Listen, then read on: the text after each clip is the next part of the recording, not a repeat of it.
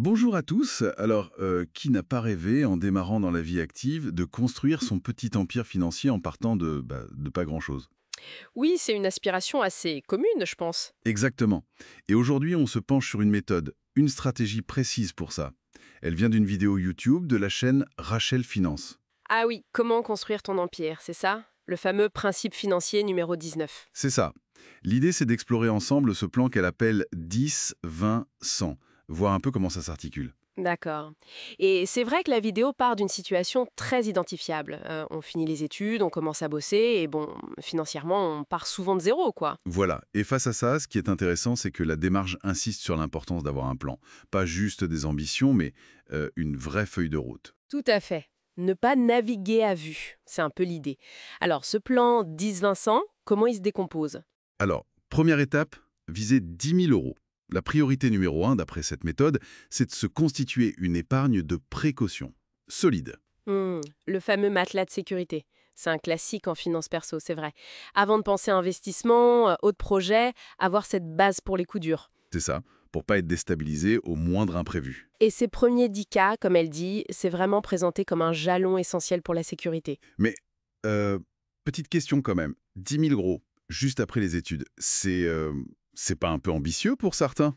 C'est pertinent comme remarque. La source, elle, le pose comme une étape cruciale pour la suite. Après, la faisabilité, ben oui, ça dépendra du salaire, des charges. Du coût de la vie aussi, j'imagine. L'accent est mis sur la discipline, en fait, sur la priorisation de cet objectif dès que possible, même si ça prend du temps. D'accord. Bon, une fois ce cap des 10 000 passé, qu'est-ce qui se passe? Alors là, le plan passe à la vitesse supérieure, si on peut dire. On commence à investir en bourse. La suggestion, c'est minimum 10% du salaire mensuel. Ah, on rentre dans le vif du sujet. Investir. Oui, mais attention, point très important, tout en continuant à épargner aussi, encore 10% du salaire. Ah, d'accord. Donc, on fait les deux en parallèle. 10% investissement, 10% épargne. C'est ça, ce 10 plus 10. C'est assez dynamique. L'idée, c'est d'accélérer sur les deux fronts, faire travailler l'argent via l'investissement et continuer à consolider l'épargne. Hmm.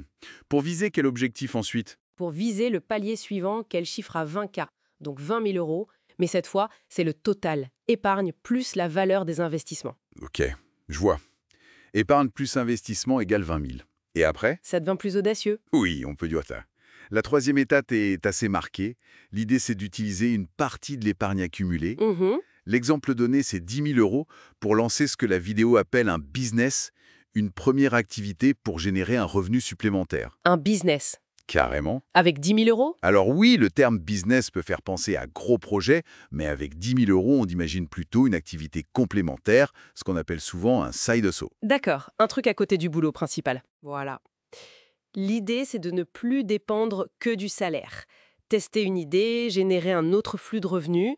On passe d'une approche plutôt passive à quelque chose de plus actif, entrepreneurial. Mais là, il y a quand même un risque, non? Prendre 10 000 euros de son épargne, même si on a la réserve de départ, pour un truc dont on n'est pas sûr que ça marche. Ah bah oui, absolument. Le risque entrepreneurial, il est là.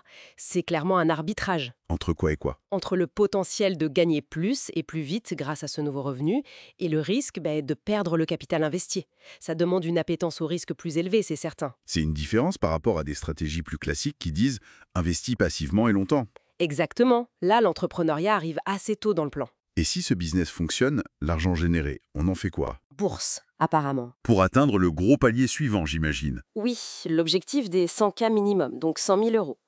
Ce revenu du business sert d'accélérateur pour atteindre ce seuil, toujours en combinant épargne et investissement. Et c'est seulement là, à 100 000 euros, qu'on pense diversification. C'est ce que la vidéo suggère, oui. Une fois ce seuil atteint, envisagez d'autres types d'investissements. L'immobilier cité, peut-être d'autres business. Hmm, Mais point important qu'elle souligne, sans arrêter les investissements en bourse, commencez plus tôt. La diversification vient s'ajouter, elle ne remplace pas. d'accord. C'est une feuille de route très, très séquencée en fait. Il faut aussi se rappeler, tu l'as dit au début, que c'est un principe parmi d'autres. Oui, elle mentionne 28 principes financiers à 28 ans. Ce plan 10-20-100, c'est le numéro 19. Et elle invite d'ailleurs à regarder la suite pour le principe sur les sources de revenus. Donc, pour résumer rapidement, d'abord, la sécurité avec 10 cas d'épargne. C'est ça. Puis, croissance disciplinée, 10% épargne plus 10% investissement, jusqu'à atteindre 20 K € au total. Ensuite, on prend un risque calculé, on lance un petit business avec une partie de l'épargne. Voilà, pour créer un revenu actif supplémentaire. Et ce revenu, on le réinvestit pour accélérer vers les 100 K €. Et enfin, une fois les 100 K € atteints, là on diversifie plus largement. IMO, autre business, tout en gardant la bourse. C'est une approche très méthodique, très étape par étape. Oui, très clair sur le papier. Mais ça m'amène à une dernière pensée, un peu pour ouvrir les discussions. Un plan aussi structuré, presque militaire dans son exécution. Hmm. Est-ce qu'il laisse la place pour la vie, tout simplement, les imprévus qui sont pas financiers, un changement de carrière qu'on n'avait pas prévu, un projet perso qui demande du temps ou de l'argent différemment, une pause nécessaire? C'est la grande question, oui. Quelle est la marge de manœuvre réelle face aux aléas qui rentrent pas dans les cases du plan financier? Comment on adapte un truc aussi rigide? Exactement. Quelle part pour la discipline et quelle part pour la flexibilité? Voilà une question à méditer.